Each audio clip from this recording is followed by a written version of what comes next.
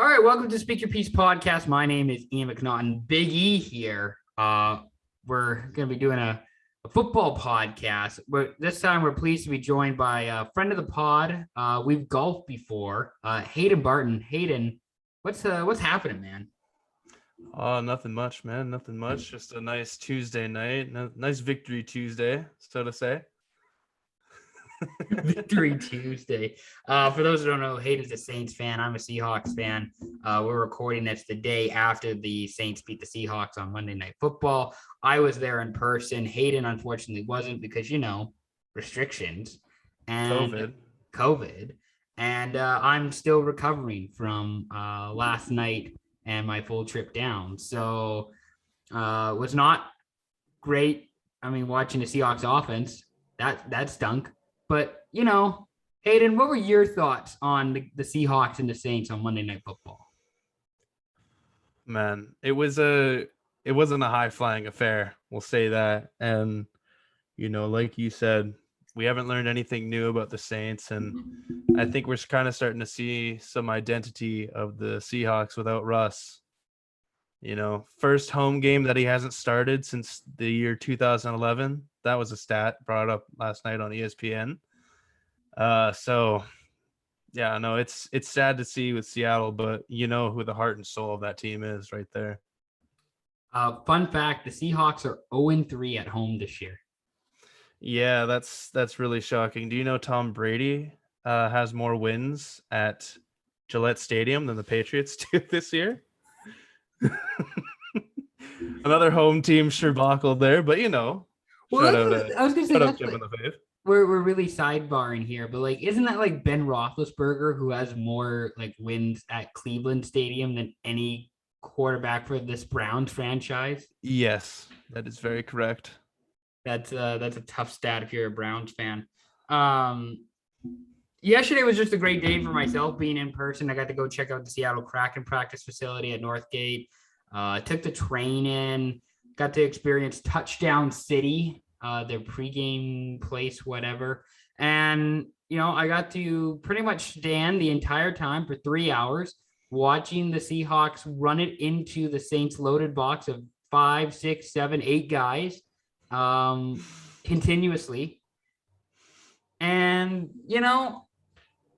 it sucks. It really sucks being 2-5, going back to the Jim Mora days for Seattle. Yeah, it's so shitty because Seattle's better than 2-5. It's like you just need a more experienced quarterback, and Gino's last play was in 2018. So what are you supposed to do? And he flamed out by then. Oh, 100%. He was flamed out by the time he was with the Giants.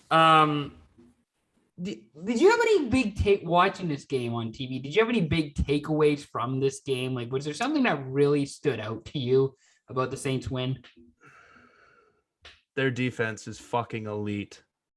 That is the biggest thing, excuse my profanity there, but oh no, you can swear all you want on this podcast. It's fine. Yeah, it's just crazy seeing, how quickly Seattle got away from the run game. And I think that's what hurt them. Alex Collins, where did he go for the night? It was the first quarter when they actually, did something with DK on that one pass. And then, second half, boom, rain came in. Didn't matter. We're still going to throw the ball, which is weird because I feel like Russ always is the perfect man to pass the ball. But yet when he's in, it's always run the ball. Yeah. And Collins is a very, very good runner in my opinion. Very shifty. Yeah, second best 41 on the field, but and I'll give you that one. I'll give you that one. Yeah, and the other thing, it's one that we already know, Alvin Kamara, top 2 running back right now in the league next to Derrick Henry. The best ability is availability, and Henry and Kamara have both shown that where CMC and Dalvin Cook, number 1 and number 2 in fantasy this year for most leagues haven't been healthy. And it's that's Cook's entire NFL career, really. I think it's his health. CMC, I think it's more been like I feel like it's been like the last 2 years, and I'm saying that because I had Christian McCaffrey in one of my leagues last year, and so like he was useless. But Yep. I mean, no, Kamara's just really good, and he's just like he's such see in person just how good of a route runner he is. Oh Like yeah. just coming out of the backfield and play action, and he still finds the hole. He slips through. He still can make a catch. He can still make plays upfield. It's phenomenal to watch. Oh yeah. No, it's I'm really envious of you right now. I was so looking forward to going last night, and it was just, mark that day in the calendar. I even told my boss, I was like, yeah, October 25th and 26th, don't expect me in. All right. I'm not going to be here. All right. I won't be here. It's I won't see fine. you Monday. Yeah, exactly. No, as soon as, you gave me the chance to buy those tickets, I was on that. And I was like, right now.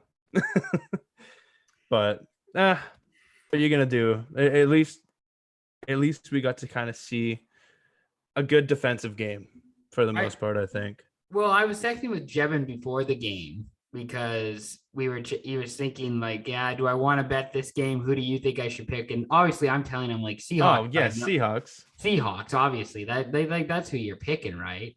He's like, I don't know, kind of broke and all this sort of like jibber jabber, but why he can't. And I said, at least bet the under.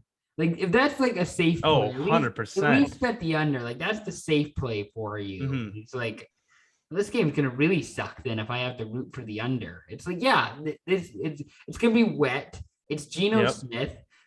And it's Jameis Winston. I know Winston didn't throw a pick, and he didn't really cause a lot of turnovers, but coming off of the bye with another receiver and still not a fully healthy offense, it's ridiculous. It's absolutely ridiculous. And now Andres Pete, our left guard, might be out for the year because of a torn pec. So another guy. Yeah, another injury, and it's like this week we missed Michael Thomas, obviously, and Deontay Harris and Taysom Hill. All like three big factors, especially this year. Obviously not really Michael Thomas, but now the Saints offensive line, it's only been healthy for 4 plays and that was in week 1 and minus this last night. But I was gonna say not seeing Taysom Hill in person, little bit disappointing. Not gonna lie. Yeah, was really I could totally see that. Was really hoping to see Taysom Hill, even if he just like has like a power to the right that gets stuffed for 2 yards. Like mm-hmm. I'd like to see that. That's just like be the guy who says I got to see Taysom Hill in person. That would have been really special for me. Oh yeah, that guy's a freak of nature. So good. So I guess the other question I have from this game is where does each team go from here? Because the Seahawks are 2-5.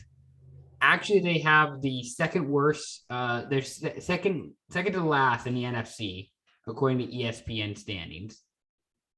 Yeah, that means Detroit's in last, right? Yep, 2 games ahead of Detroit.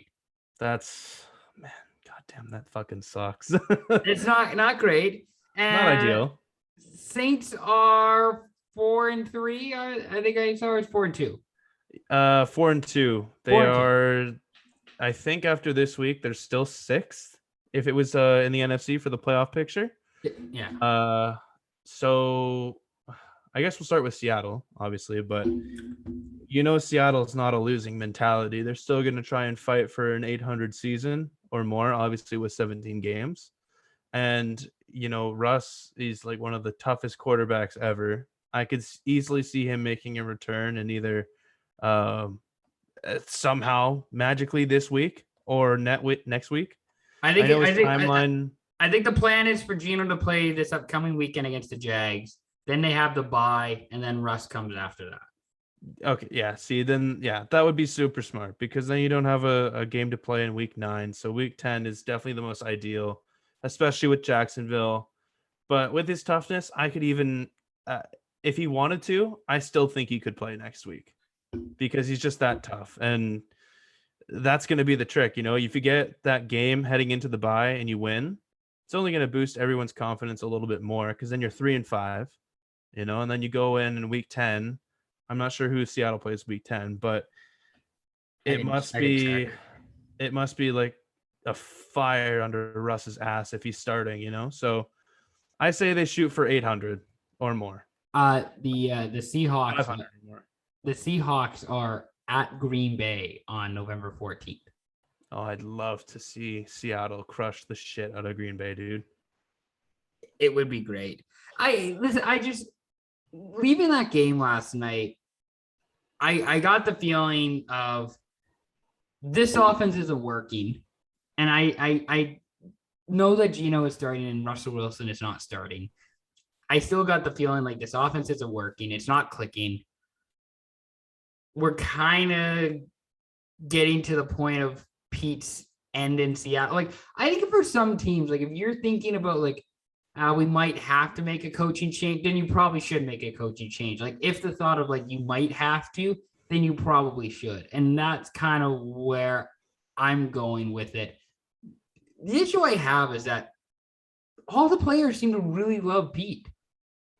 They really speak highly of him. They talk about how great, meetings are with him, how well he coaches, the positivity he brings to the locker room, which that can't go unstated. But in terms of actually like running plays and calling plays, utilizing players, clock management, that was another thing that was a real piss off in the second half last night about how for both teams. For both teams, clock management was just awful. Yeah, it was not great.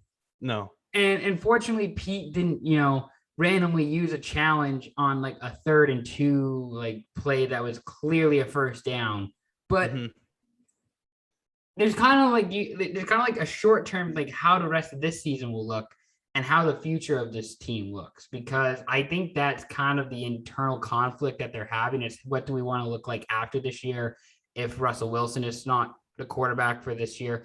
By the way, there were Russell Wilson jerseys on the clearance rack at the Seahawks Pro Shop. You're fucking joking. I am not. Now that is a shocker. I know there was like this whole shabacle in the offseason, but no, that's brutal. How are you going to put Russ on the clearance rack, man? That's insane. So that's what kind of leads me to think that this might be the last year that Russ is in Seattle. But I think it would just be good if they could somehow, for the rest of this season, find a way, like you say, beat the Jags, have a bye week, get Russ back healthy, and then go on a bit of a run to just sneak, kind of like Chicago Bears style last year, of just sneaking into the playoffs. You probably don't deserve to be there, but you're in anyways. Yep. And maybe have some dignity and lose. Hopefully not to the Cowboys, but someone like maybe to the Packers. You lose to the Packers in the first round, like a team that you're clearly worse than, and you have no business beating them in Lambeau. And then maybe in the offseason, you can just go your separate ways, call it good, have a clean slate. But it's going to be interesting, man. It's going to be interesting to see if that's actually the route they take, because if it were me, how do you split up, Pete and Russ without one retiring, like the same way it was with Drew and Sean, although they were still firing on all cylinders, it was still a well-coached team without Drew. Like the fact that the Saints for the 2 years before were 8-1 without Breeze, that's all coaching, that's all play calling. And maybe Pete needs to give up play calling. Maybe he needs to actually let the offensive coordinator do his job. I don't know, but it was frustrating. And of course, how football, and especially when you go to a game and when you're leaving, you have this kind of recency bias that can make it a little bit difficult. But I think the Saints are on a really good track. I really like what they're doing. I didn't learn anything new about them last night. I thought they're still one of the best coached teams in the league. James Winston was really smart with the ball. He knew when to take chances. He knew when to tuck it and run too. Like he had a couple of good runs last night where he's like, I know what the coverage is and none of these guys are open, so I'll go for it myself, which I thought was pretty impressive. Yeah. not a lot else to say about the Saints and the Seahawks. Yeah, you really don't have a choice except to play now and like the win now because Exactly. you don't have your draft pick, and so yeah, no, Seattle's in a tough position. And if we're gonna talk about New Orleans' future, if they play good against Tampa Bay, I'm happy. I just don't want to see Tampa Bay come in to New Orleans on Halloween night in the dome and steamroll them. I don't want to see that. I just want to see a good fought game. And, look at this way, Jameis revenge game, right? So yeah, I mean, this has like, for me, this has like the feelings of like 31-26 Saints. Like it just feels really, like a really close, like tight game. Although Tampa Bay won in the NFC Championship game, or not the championship, NFC Division game. Yeah, divisional game. The Saints still won both regular season games with the Buccaneers by pretty dominating fashions. The second one definitely being 38-3, and the first one was like, I think it was like 35-24. It was a two possession game that like the Saints defense just really pressured Brady and they really couldn't get anything. And that was the first week of that was Brady's first game. Yeah, week one. Yeah. So exactly. I mean, I don't know if Winston is the long-term starter, but he definitely has like better than Cam Newton with the Patriot last year vibes. Like if that makes sense. Like, well, I'm gonna tell you a stat though. Through I think the same amount of games. Who would you say in their first? I think it was like first 6 stretch of games with the Saints. Who had more picks, Drew Brees or Jameis Winston? I'll give you the quick answer. It was Drew Brees. Drew Brees had thrown 2 more picks. Drew Brees also had more yards. And I think the touchdowns were very similar. I think they both had 12 or 13, somewhere around there. But statistically, I hate the same way Jev hates the fact of like everyone's out on these first-year rookie quarterbacks. Give some love to the first-year rookie quarterbacks who went into a new system. yeah. Like them being out or New England being out on Cam so early, I was kind of surprised and kind of shocked, but obviously that's not really Belichick's style with Mac Jones. But Jameis, I like Jameis now. As much as I hated on him in the first 5 years of his career, obviously being a Buccaneer, but getting that surgery, learning from Breeze and then being coached by one of the better offensive-minded coaches, you can see Jameis's talent and you see his toughness. It's just learning and meshing with the team is what's going to get him far. And I really hate how people these days don't have that time. They don't have the willingness to wait a year and come back the next year. They always want the next best thing. Like when people were saying, oh, let's go out and sign Russ, or Aaron Rodgers looks like he's free on the market now. It's like, why? This guy has spent a year in our system, and he just learned from one of the best quarterbacks of all time. He's not the GOAT. He's not Brady. He's not going to come in his first year and win a Super Bowl, but you don't expect anyone to do that.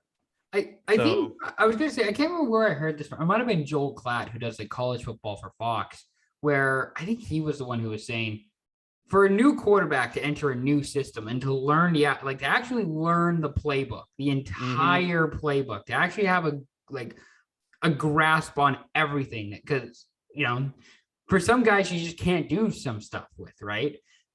He was saying like it takes like a whole year, maybe 18, years, like 18 months, like a year to 18 months for maybe a guy to actually like really, even longer, I'm sure, for some of these playbooks, to like really actually feel comfortable with the terminology, with what play is supposed to be run here, where a check down, like all this sort of stuff. Oh yeah. And the fact that Winston got a whole year behind Breeze with Sean Payton, and I don't know if it's one of the more, I think it's one of the more complex offenses in the league is the Saints, with all the stuff that they do and all the plays that they have. I'm as someone who appreciates like taking time and effort to make something great, that's gone really well so far in New Orleans. And I don't think you can argue otherwise. No. And it was funny too. I listened to the Saints podcast, and it's like, before the bye, someone said, if someone told you that the Saints were 3-2 heading into the bye, looking at their first 5 weeks, going up against Green Bay, going up against Carolina, going up against New England, going up against the Giants, and then going up against Washington, you're like, okay, Green Bay loss, Carolina win, New England loss, Giants win, Washington win. And the fact that the two better teams were the teams that they won to, it kind of showed something, better coaching.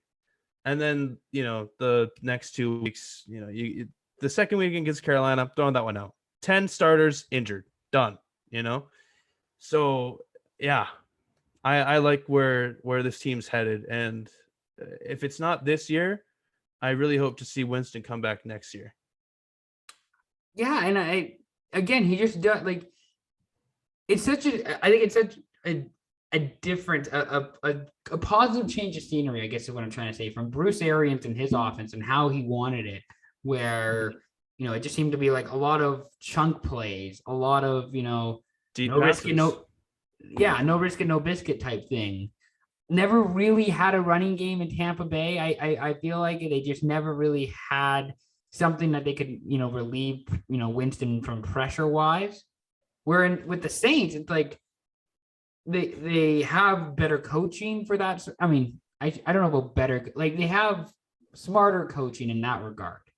Where I feel like it's more diverse, a better running game, a better O-line, and it's just work. It just works. It just makes sense.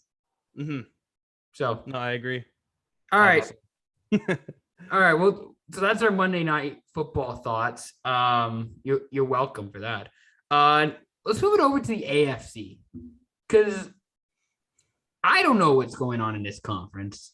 I don't know if you know what's going on in this conference. So let me ask you, Haydn, who's good in the AFC? Fuck, man. You want to say Kansas City, but what has Kansas City shown to you that they're still good? Mahomes finally looks real. Their defense isn't good. You look at Buffalo, you're like, wow, they're the hottest team. And then they go off and lose to Tennessee and Pittsburgh. And it's like, I definitely had those two written down as the wins. It was the Kansas City game that I thought would be a challenge for them. And then you look at Tennessee and it's like, God damn, they lost to the Jets, but yet they beat Kansas City and Buffalo. So, and it's like, I thought those were the two powerhouses. So, and then the Chargers, man, how can you come out and score 49 points in a week and then lose to Baltimore? And then Baltimore, how do you come out and score or do that huge comeback against Indianapolis and then lose to Cincinnati? And then Cincinnati, why is Cincinnati like in the top 10 ESPN power rankings right now? It's just, why are they good? Yeah, exactly. Like everyone said, don't take a fucking receiver, and you took a receiver, and it's working out. He's outperforming like Randy Moss rookie numbers or something like ridiculous. Yeah, he's on pace to beat Justin Jefferson's 16-game pace. Yeah. Like that's insane. That's absolutely insane. And we thought Justin Jefferson was like a 1 year every 10 years sort of deal, and now it's like, holy shit. This is insane. It's like Joey B and Jamar Chase are playing college ball in the pros. So, yeah, I don't really know who's good. I still want to say this is Buffalo's division to lose. Although they had two heartbreaking losses, I don't think the Chiefs are as dominant without a good defense. And Tennessee, it's weird, because I didn't feel like A.J. Brown was a big part of their offense earlier in the year, but now it's shown if Derrick Henry doesn't score by running, he can pass it, and then A.J. Brown can take over in the second half. If you told me by the end of October that the top two seeds in the AFC would be the Bengals and the Raiders, I probably would have like laughed in your face and like, you're an idiot. What the hell are you talking about? Because you don't understand. What kind of 500-1 odds are you giving here? like here's the thing. I think Tennessee, Buffalo, Baltimore, I'm going to say the Chiefs are good too. I'm going to say like the teams we thought would be good at the beginning of the season, I think are still good. I I just really can't buy into the Raiders or the Bengals yet. Nope. Even though the Raiders have won what twice since they fired Gruden? Yeah, Once? back-to-back wins. I mean, it was against the Bears, and I don't and Justin Fields, and I don't think They the beat they Bears are beat really a good team. they beat the Eagles this week, and the Eagles are not And good. the Eagles, right? Like the Eagles really aren't that good, and they still almost, kind of lost, almost lost. Sorry, they still almost, had them come through the back door. But I like their defense. I like the Raiders' defense. Max Crosby, breakout, right? And Derek Carr, it was statistic last year, but he's one of the best deep ball throwers in the league. Yeah. So, and Henry Ruggs, breakout season this year. He's that down the field threat type guy where he gets open on one route and see you later. So let's go through the most valuable players. Then I want you to name me who you think are like your top 5 most valuable players in the AFC. In the AFC. Okay, well, first one, Derrick Henry. Okay. Like, I don't want to just say it's a coach because, or not a coach. I don't want to say it's a quarterback because that seems very, very standard, Very Yeah, and obvious. obvious. Yeah, Derrick Henry, he has, what was the stat? Like he has more, was last week, he had more yards after contact rushing than Nick Chubb does all year. Yards after contact. That means he still had 200 yards where he's not getting contacted, which is just ridiculous. He's still mauling dudes after he gets hit. Yeah, like it's like that. That's insane. So I think I put Derrick Henry easily at number 1. Okay. And then I think for me it goes Josh Allen. All right. Lamar Jackson. Okay. Because he's having, some stellar performances, even when they are duds. And then Joe Burrow, because I feel like everyone doubted him, in the season. And if Justin Herbert didn't lose as bad to Baltimore, he could have been higher, but I think it has to go between like Justin Herbert and who else could you really put on this list right now? Because Derek Carr, I think, has to be getting some consideration. Yeah, even for going through with all the battles with Gruden, yeah, Derek Carr probably earns number 5 for me. It's amazing with Baltimore how they can go from 1 week just at both games at home, but for 1 week just locking down Herbert and the Chargers, not a problem, easy, we got you. And then the next week they got a 40 burger put on them by the Bengals, which doesn't make sense whatsoever. No, it doesn't. It doesn't make sense at all, and I don't like it. I don't like it because as soon it's like with Bruce Arians and running backs. As soon as you feel like it's Leonard Fournette, no, it's Ronald Jones. And as soon as it's Ronald Jones, it's what last year was LaShawn McCoy, but now it's like this year it's like, oh, it's Giovanni Bernard who's getting everything. And it's like, what the fuck? I have considered picking up Bernard in fantasy just for that in one of my fantasy leagues for that purpose. If it's full point PPR, I highly suggest it. So I think my most valuable players in the conference, Giovanni Bernard did not make it, by the way. My most valuable players in the conference, I think it's Mahomes still at number 1. Really? You're going to put Mahomes still at number 1? Because, like, if the Chiefs didn't have Mahomes, they'd be with the Jets. Like, this thing would be really bad if they didn't have Mahomes. Like, listen, he has not been good. Like, he's human. Like, he's finally learned how to throw interceptions. It's like, it's now like a good version of what Kaepernick was when Kaepernick was with the 49ers, like throwing across his body, throwing ill-advised passes. His feet aren't set.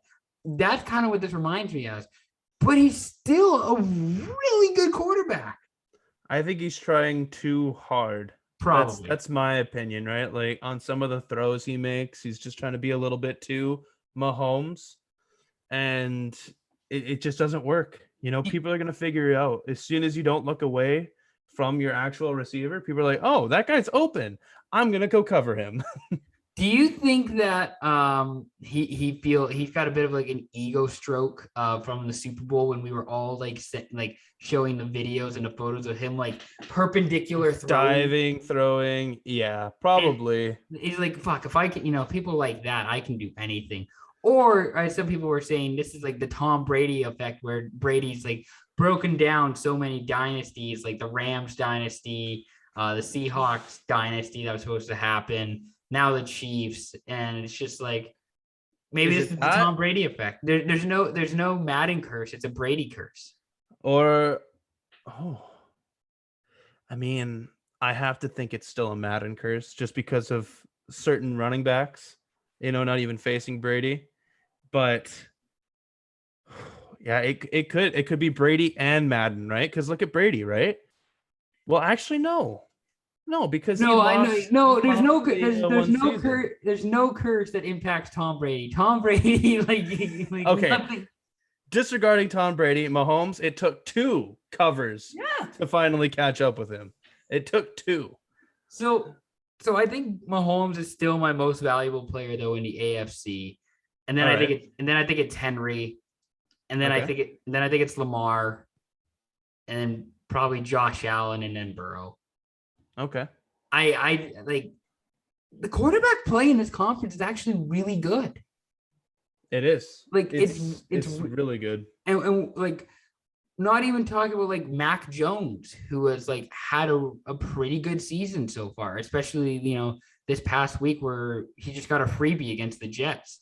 Carson Wentz actually like is putting up some decent numbers, now that he's, I guess, somewhat healthy. And he doesn't need the vaccine, so he can just, basically just do anything he wants. He can just yeah, I can't believe he's anti-vax. No, I can. There's like a bunch of those guys. It's like the white male entitled quarterbacks, the Kirk Cousins of the world, the Carson Wentz of the world. All those guys, anti-vax. That's really surprising, actually. So now that I didn't know most of them were actually, well, I know Kirk Cousins was. That's pretty obvious. Sorry, there my video kind of cut out, but yeah, when my brother-in-law told me Josh Allen was anti-vax, I was like, damn it, it's so hard to like you right now. Yeah, but Josh Allen will actually like put up good numbers in fantasy, so it's totally worth it. It's totally fine. That's true. That's very true. Christian McCaffrey apparently also, by the way, anti-vax. Didn't he go to Stanford? He did. He did, but no, he's too good for the vaccine. I think that, by the way, we're really getting off topic, but one of my favorite stories is like Lamar Jackson being anti-vax, even though he's got COVID twice. Yeah, no, that's man. Oh, somehow this conversation is about to turn political, and you know what? We haven't had enough to drink to really have that conversation. No, yet. Not at all. Who's your pick in the AFC to make the Super Bowl right now after Week 7? Who do you think is your pick to make the Super Bowl? Fuck. You have to take one of these teams in the AFC. Like the Bengals and the Raiders, I'm still not sold. And I had already kind of predicted Buffalo was still going to make the Super Bowl, and I still think they're going to make the Super Bowl. Not disrespecting Tennessee, but I don't know how you can lose to the Jets and go to overtime with the Seahawks. It's either you beat them or you lose to them. You don't go to overtime with them. And Mike Vrabel's willing to cut off his dick for a Super Bowl. So give me the anti-vax Bills with Cole Beasley and Josh Allen. Fair enough. I've kind of been I just pulled it up now on FanDuel Sportsbook, not sponsoring this podcast, but they should. They really should. They really should. FanDuel, their top 3 by odds to win the AFC go the Bills, the Ravens, and the Chiefs. They still have the Chiefs like top 3 to win the AFC. That's crazy considering that they're 3-4. They're worse. They're behind the Pats in the Colts. Yeah, no. The 3-4, man. Like, when is the last time, or actually the last time they were under 500 was like 6 years ago, and now they've been under 500 3 times this year. Not great. Shocking. That is shocking. I'm gonna say that the Ravens are my pick to make the Super Bowl because still a great pick. I just like how they played against Kansas City in that primetime game and that Sunday night game was really good. How they locked down the Chargers, I thought was really good. I think I trust their coaching staff, the collection of players, more than any other between Harbaugh, Greg Roman, who's their OC, Marty Mornwing, I believe. Mornwing, you know, the defensive whatever. The defensive guy who's like always like looks like he's wearing a visor, he's got long hair, and he's like holding up the whiteboard, and he's got a black Raven sweater vest. You know the guy every time. Yeah. The same fit every game, like doesn't divulge from anything. He's clearly just way too keen on what's the word? Like when you don't wash your jersey after a game. Superstitious. Yeah, superstitious. Yeah, exactly. Yeah. He goes home like after the game or whatever. Like goes to his wife like, hey, I need this washed and done before we play again, and it's just like this has to be ready. Yeah, pretty much. A certain way too. Certain wash setting. Tide, delicate setting, cold water, the whole 9 yards, literally and figuratively. Oh yeah. All right, we're gonna move it over. We're gonna preview the Thursday night game between the Arizona Cardinals and the Green Bay Packers. One of the best on paper primetime games, I think, this year. We didn't realize it at the start of the year, but now it's looking like a really solid game. Cardinals are 7-0, Packers are 6-1. Really good teams going at it on Thursday night. Do you think there's a little bit of mix up now with that game now? I don't know if you've seen it. Speaking of COVID? I'm speaking of the two top receivers for Green Bay. They're both out. Well, who's the Devontae Adams? Who's the second best receiver for the Allen Lazard? Allen Lazard. I feel like he's the second best receiver. That's probably fair. He's a really good blocking receiver. He's a great blocker. Yeah. God, I hate that guy. He torched the Saints last year in that one game. It's funny when he's on the field and it's just like it's like, okay. It's probably a run. It's like when Jimmy Graham was on the Hawks. It's like, oh, well. Oh, it's a pass down the middle. I guess we're throwing the ball, boys. Here we go. And then exactly. Graham tries to chip block like the lineman, and he actually just pushes him closer to Russ, and it's just like, somehow, some way, yeah, you get an actual good chip block, but no, you pushed him right into the gap. Way to go, Jimmy. Allen Lazard, Devontae Adams, and I believe the Packers defensive coordinator Joe Barry is not going to be playing either. Nope, he isn't. He's not going to be on the sidelines. So, in true wrestling fashion, is the winner of this game the true number one contender in the NFC? Are you being biased with this pick, or are you? No, I'm not being biased. I wasn't high on Arizona. They've exceeded expectations, yes, but Earth has to come down to them at some point. I don't think it's going to be this game, just because of now Devontae Adams, the best option for Green Bay, going down with COVID. But I'm still not high on Arizona. Yeah, they have all the power rankings and all the swag, but just something still doesn't convince me with Cliff. Cliff Kingsbury still doesn't give me that I'm a winning coach mentality. And Green Bay, for as much as or as good as Rodgers is, they're still going to lose in the NFC Championship regardless. So I don't think these two teams will be in the NFC Championship. And if it is, it'll probably be Green Bay because it's their annual thing. So it's routine at this point. Yeah, it is. Like, I could see Arizona finishing number one and then somehow still losing the next week, when it's their bye week is off, So I didn't know what I checked today about what the Cardinals schedule looked like. So after this week, It's all pretty easy considering they finished 4th last year. it's fairly manageable. Like they host the Seahawks, or they play the Seahawks twice. They host the Seahawks at the end of the year. They they play the Lions in Detroit. They do have a matchup where they host the Rams. They have to go to Chicago for an early game. They do have to go to Dallas. They host Indy. That's on order. That's just like games I'm naming off the top of my head. Mhm. They also host the Panthers. Like it's a manageable schedule. I don't think they're going undefeated. Like I'm sure they're going to lose probably 2, maybe 3 of those games, At but least. but like that's a fairly manageable schedule, so long as they don't fuck it up like last year where they were really hot to start the year and then they fell off. Kyler got injured. They weren't quite the same the second half last season. Mhm. Why do you think the Cardinals are thriving though, being 7-0 right now this season? I think it's very easy to say. Although their first 5 games weren't the easiest, especially their top 3, going up going up against the Titans and the Vikings, and maybe not so much of the Jaguars, but the Rams. So their first 4 games aren't cakewalks, but let's not forget the Titans. I don't know what the hell happened that first week, but they're clearly not the same team. So and Kyler Murray, yeah, he's good. I'll say it, he's good. They were 1 kick away from missing the Vikings game.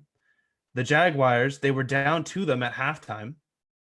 And then the Rams just beat Tampa Bay. You don't think that took like every ounce of Sean McVay to finally beat Brady? So I think they just kind of got a little bit carried away. The Rams did. And then the 49ers, they were only a touchdown off from losing to them. The Browns, Kareem Hunt, and Nick Chubb. I know Kareem Hunt went down later, but Nick Chubb wasn't in for that game, and I think Nick Chubb's obviously the better running back. And then the Texans, and for some reason the Texans were up 5-0 on Sunday. So it just like we all predicted that the Texans would lead 5-0 at some point. Davis Mills, call him the rookie of the year right now, considering Tyrod. But they've had a very favorable schedule because they were last year. They're versing all the last place teams, and all the last place teams fucking suck. And so when you verse all the last place teams and you play good against them, and then you come out and you beat teams that people don't really think you should be beating, it's just going to add fuel to the fire. But then there's going to be that one game, there's going to be that one game that brings them down to reality, and then the next team will beat them. It's I'm still not in on the Cardinals. I don't know why I'm not in on the Cardinals. Other than Cliff Kingsbury, I don't know. Something has to happen. I was going to say, do you think they lose? Maybe they win on Thursday, but then they lose their next game to the 49ers. So you mentioned before you had a 49ers hot take that you wanted to say, you wanted to mention on here. 49ers aren't good. The best ability is availability. Kyle Shanahan isn't a great coach. Okay, if seeing this now and seeing how the team is, they aren't good. Shanahan might just be the world's greatest offensive coordinator, and that's fine. Yeah, like he was super good for the Browns and he was super good for the Falcons. And he clearly can run an offense. Oh, 100%. Clearly, there's not a problem with that. He can get anyone that runs a 4.4 40 and then just say, "Here, come play running back for me this game. I need you." So, I'm with you with that. Again, it's the Cardinals. I've seen the Cardinals good or like really elite twice in my life, with the time they went to the Super Bowl and then the time they went to the NFC Championship and got the shit blown out in fucking Charlotte by the Panthers. Mm-hmm. I just don't think this team. I think this team is really good.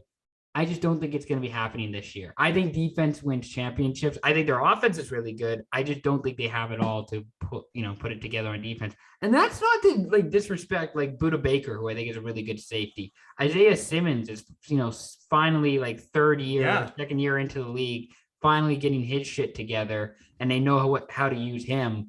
And then not even mentioning like JJ Watt or Chandler Jones, who I think have like had some, good Chandler game. Jones, 5-sack game coming out game 1. Yeah. And I completely agree. And, I know they have flyers on that defense, but I don't know, man. Like depth, if Buda Baker goes down, who are they putting at free safety, right? And, if Jordan Hicks goes down, then you have Isaiah Simmons leading that middle linebacking group with the rookie. I forget who the rookie is, but the one that they just drafted this year. Zaven Collins?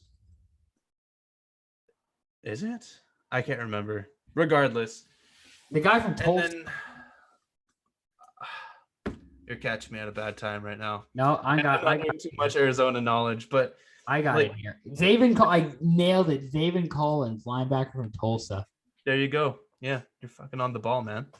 But like corner, I don't know how they're playing so good at corner. Like, yeah, I know. They had Malcolm Butler, Patriots legend, who retired this season, and that's what I thought their best corner was. And they're locking down receivers left, right, and center. And now they don't have Devontae Adams to go up against on Thursday, so it's going to be kind of shocking, But I don't know. Something has to happen. I was gonna say I'm not familiar with the name Malcolm Butler. I don't know who that is, but yeah, no, like you look at the guys like Byron Murphy. Like I know him as like a former UW corner who's like he's been in the league for a few years. It's like, hey, he's okay, he's not great, but now he's finally taking off with the Cardinals. And Robert Alford was like this guy who I thought was just like had a good cup of coffee with the Falcons when they went on their Super Bowl run, but now he's actually useful. And I don't know who Antonio Hamilton or Marco Wilson is. No idea who those guys are. So no idea. I mean, good on the Cardinals for getting to 7-0. I don't know if they beat the Packers at home, but we'll see. I also put down in notes: will Troy Aikman take 3 shots to Hennessy before the game? Like, dude, I'm so fucking done with Troy Aikman and Joe Buck.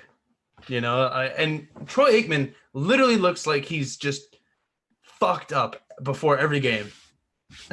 Like his face is. Do you think Troy Aikman, like, maybe he does like the smelling salts or whatever? Like you see like hockey players, they have the smelling salts, like, I mean, maybe that's what Troy does, and that's what gets him messed up pre-game. And then Joe Buck's like, hey man, maybe you should limit yourself with the smelling salts. Like, nah, it's great.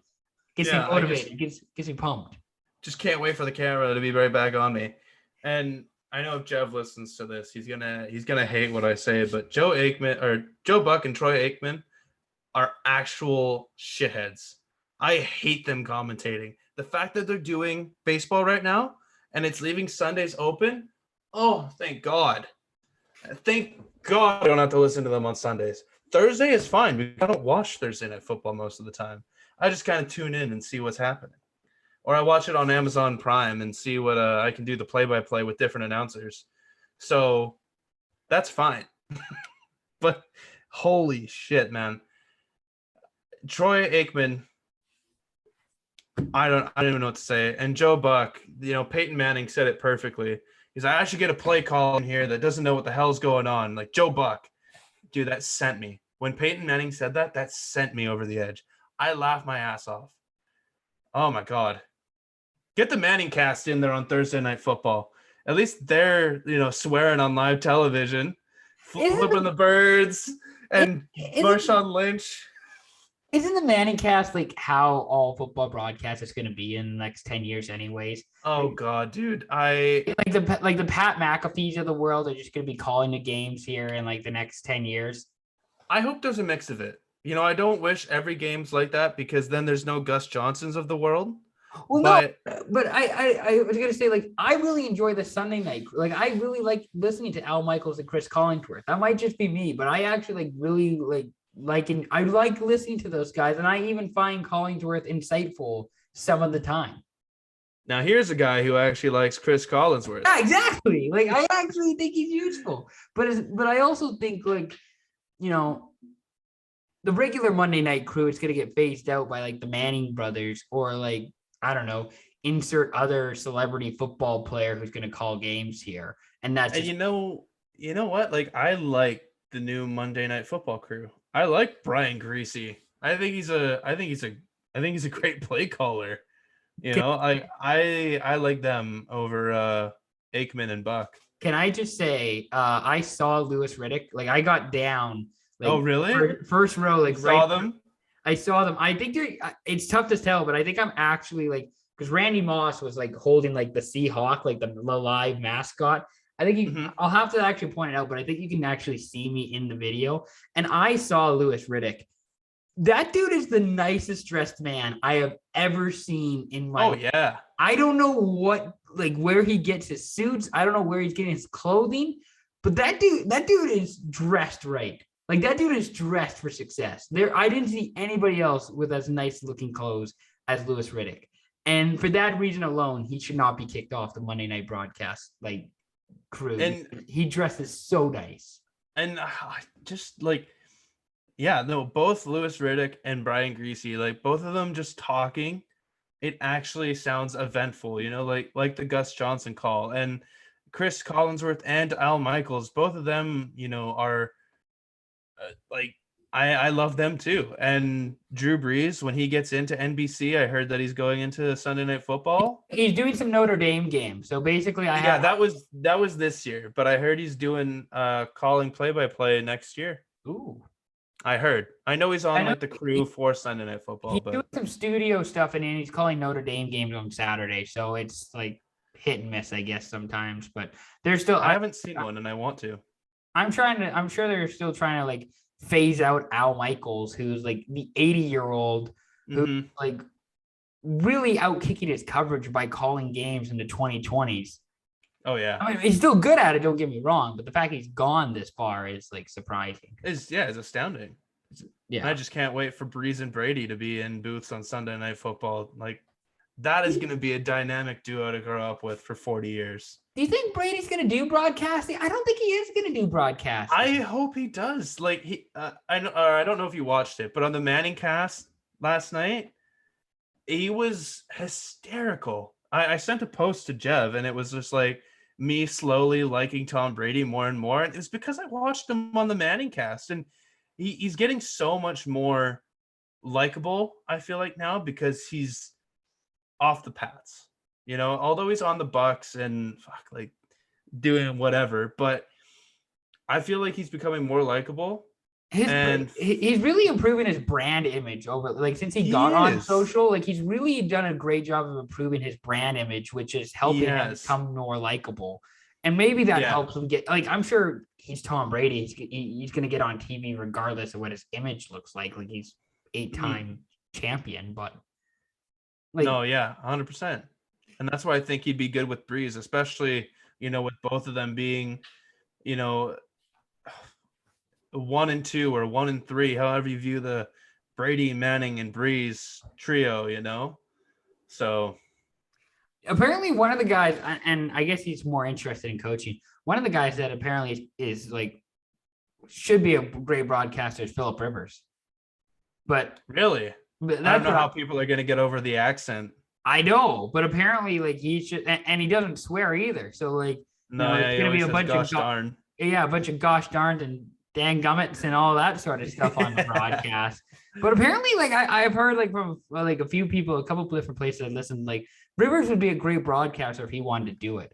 But he's coaching high school or middle school ball or something. Yeah, his son's high school or something like that. He's got like one of his 8, 9, 10, 12 kids that he's got to, look after. It's 10 because he can officially have a starting lineup with his kids as him as quarterback. That's what I saw last year. But I could see him going on CBS, or more local stations. Like, imagine him calling games for the Chargers. Like that would be super emotional. Somebody has to do some people. Yeah, Jesus Christ. Got no fans in the stadium. Yeah, I'm just trying to see here if they actually.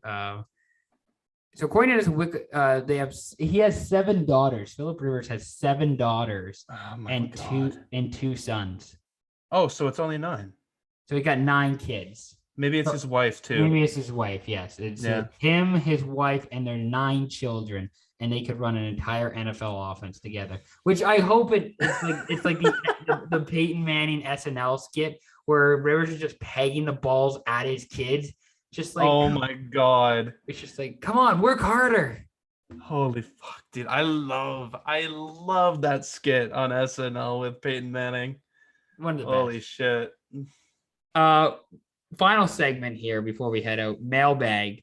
We only have one question, which I think you'll love this question. I won't love it so much, but Nice. one question. Jamal Adams, over or underrated?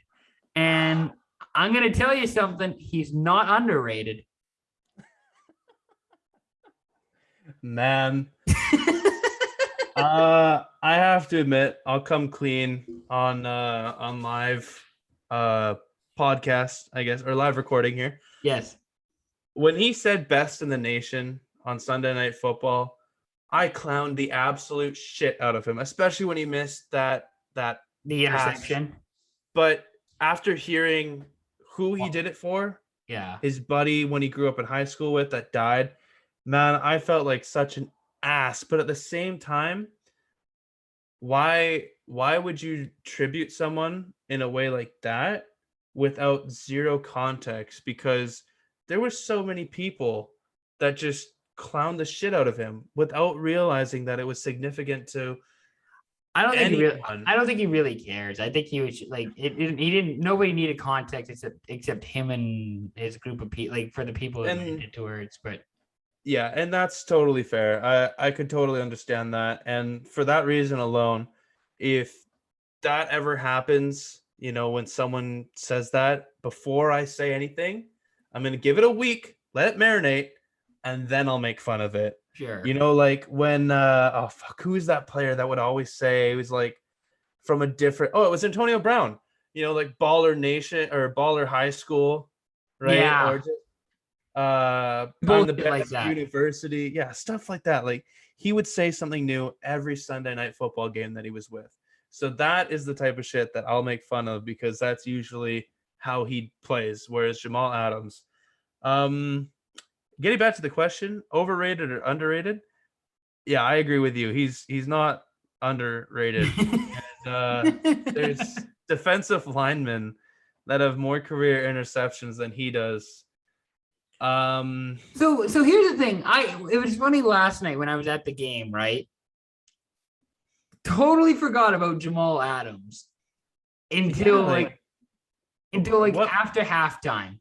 And I was thinking I was thinking it was after halftime where I was just like, I don't think Jamal's really made an impact in the game. Like I haven't thought about him one bit. And then he had like a couple of plays, right? Where like he had not a breakup because the wide receiver didn't catch it, but he had like a couple different plays. The one biggest play I remember is when he came off the edge and forced, I think it was Montgomery, back into the line, and Adams ended up tackling him. And he's Jamal Adams. He should just start playing linebacker, man. He should just start playing like weak side linebacker or strong side linebacker, not the middle because he's not big enough, but somewhere where he can blitz and actually be, show his talent through that, because he should just be a 3-4 edge rusher is really what he should be. Yeah, honestly, he's quick around the edge. People aren't going to really find a match for him, and he's strong. It's clear and obvious that he can't go into coverage because he gets burned by anyone. Well, no, the great thing is so Seattle like uses him in coverage like on first and second downs, and then they have him blitz on third downs. As if like very diverse. It's like as if the Saints aren't expecting like Seattle to bring the house or aren't expecting added pressure on third down. Like, because who would? Why would anyone Yeah, no, exactly. It's the same thing with the Saints. It's third and long. Oh, I wonder if they're gonna bring pressure. Oh, there's 8 men in the box. And it's 5 wide. I wonder if they're going cover 0. I better check out of this run play just to be sure, because I would hate to. Yeah. I would hate to see DJ Dallas get blown up in the backfield right now. That's the one question. Listen, I don't think he's overrated. I think he's a good safety. In hindsight, maybe it's a little bit too much to be trading 2 first-round picks for him and to give him the contract. But once you make that trade, you're giving him the contract. Kind of obligated to. Yeah. So, and I actually do think Seattle's like got good defensive pieces. Like, I like Jamal Adams. I like Quandre Diggs. I even like their pass rush, like Rasheem Green, Poona Ford, Carlos Dunlap. I like those guys. I like Wagner. I don't know how Wilson's pretty good too. That guy who right, his last name's Wilson, number 58. The guy who got his neck crunched on Sunday Night Football. Daryl Taylor. Taylor, my bad. Taylor, I liked him. Jordan Brooks, like the first Brooks is a great run stopper. I like their pieces. It's just a matter of putting it all together. And I don't know if Ken Norton's that guy or will be that guy next year, but that's another question for another time. Haydn, any final thoughts, hot takes, things you want to get off your chest here before we head out? Oh man. Do you have any big picks or bets that you're making? Actually, I want to say something. Trade deadline's up on the 2nd of November, Tuesday, so a week from today. All right. Who do you want to see Seattle trade for? Oh, Seattle trade for? I'll give you a minute to think about this, but I want to give you my thing on who I think the Saints should trade for. Who do you think the Saints should trade for? It's clear that wide receiver is the biggest position of need right now, and I think that was. I don't think that was the biggest thing going into the draft, considering that they thought Michael Thomas would be okay. But seeing as how it is now, Deontay Harris as a return specialist is getting more open than Marquez Callaway, an undrafted free agent, is getting more open than Traquan Smith, a 3rd rounder, So I think the Saints are going to trade for either Allen Robinson, or it's going to be a sweet homecoming for Brandon Cooks. Oh, that would be cool. I think those are the top 2 targets for New Orleans. They created cap space, and I think regardless, one way or another, Andres Pete is gone. Yeah, you're probably not going to get him for this year again, or at least not the regular season. No, especially with that pec tear. I don't think it's going to be a huge thing with Pete, especially with Throckmorton. Guy has only allowed 9 pressures, 0 sacks in his playing, because he comes in and substitutes for like Ruiz or our tackles when they get injured. He's a great lineman all around. So I think giving up Pete and a pick for someone will be good enough. Can I just say, Throckmorton, that's definitely first team All-Pro name of the NFL. Is that not? Like Yeah. Yep. That's a sick name, and I'm pretty. We also have another guard. His name is Will Clapp. Now, you want to talk about fucking names? All right, Will Clapp, your cheeks. All right, now that dude, I watch a YouTuber and he plays Madden all the time. He saw that name, Will Clapp, and he's like, "Yo, this is fucking hilarious." He has a jersey of him, and he's played Madden with him. It's hilarious. So I think we have depth at O-line, and we can afford to give up a 3 or 4 time Pro Bowler at guard who, isn't the best, but is serviceable for a pick and a receiver. I think for the Seahawks, I don't think this is going to happen because it would take way too much money transferring and figuring out Xavier Howard to figure out a corner slot. Maybe that would be a thing. Because basically they got rid of Trey Flowers. Yeah, and then no more Griffin. No more Griffin at the start of this year. Yeah, he went to Jacksonville, went back to Florida. I don't know. I think it's got to be something with offensive linemen, or I don't know, maybe running back. You try and find a running back, trade for one of Baltimore's running backs. But Howard, I just think I think as a corner, you just get another cornerback in there. Help solidify that defense a little bit more. Even though I don't think defense isn't really the problem with this team. Like I think pieces wise, it's just a matter of scheming it and figuring it out. Yeah. And maybe that comes back to bite me in the ass, like in future episodes. But I'll say Xavier Howard, get another cornerback, another solid piece on defense. That's my answer. There you go. All right, a corner. A corner. Is there anyone else that you would go through, or just are you really focusing on Howard? No, Howard was like one name who I saw on a list here. I can go through. Honestly, the NFL trade deadline doesn't mean as much to me because I don't think it's as impactful as say other deadlines like the NHL or the NBA or. Yeah, I will admit past NFL deadlines have kind of been lackluster, kind of ever since the Jimmy Graham trade that happened. In the offseason though. So that really wasn't the deadline, but no, that was gonna say that was that was more of an offseason thing. I think we talked about this the last time that you were on though, but like I actually didn't mind Jimmy Graham. They didn't use him. They didn't figure out how to use him until his last year. And then Russ just like, fuck it. Here you go, Jimmy. Go get it. Go get it, bud. But hey, Jimmy Graham got to go to Russ and Sierra's wedding. So who's the real winner out of all of this? I don't know. Jimmy Graham is called Uncle Jimmy by Drew Brees' kids. So he also is a pilot and has flown them. I don't know if Russell Wilson's been on his plane yet. So I was gonna say you'd think like Jimmy was like, hey man, like think about going to Alaska in July. Like if you're interested, like I'll fly you up there. And then Russ is just like, that's cool, man, but I gotta warm up for my warm up. I gotta practice for my practice at UCLA. Would love to go, but can't. Sorry. Have fun, bud. Oh, Buck, man. All right. We're running long here. Thank you to Haydn for taking the time to do this. Great to have you on. Yeah, man. We'll find another time when Seattle and New Orleans is playing together to go down and watch it. Yeah, fuck, man. One day. And that's the podcast this week. By the way, we got another special episode coming out this week with our other friend Brandon Goff is coming on this week. Oh, Goff's coming on?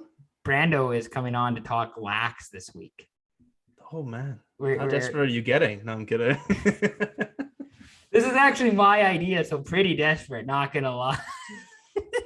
I don't even... okay, I know in Canada, lacrosse is like the national sport. Still don't understand how. When does it start up? Does it start up like right now? So pretty much where we're going to be previewing the NLL, which is like what the Warriors are in. And then that starts about December 4th. So pretty much we're kind of getting like early preview, and we might do a 2-parter, but I think it'll be pretty easy to do like a 1-parter. And then, we're trying to get him some like Warriors creds so he can just go watch the games up in the suites, maybe do like an article or a podcast appearance every so often. Well, damn, there you go. So, just trying to help some friends out, man. Just trying to, help the boys out. That's awesome. But yeah, don't tell them we're desperate. No. Be sure, again, check out the podcast on Spotify, Apple Podcasts. We're on YouTube. Subscribe to the channel. It's greatly appreciated. Thank you very much to everybody for listening and watching. We'll be back again soon. Peace out.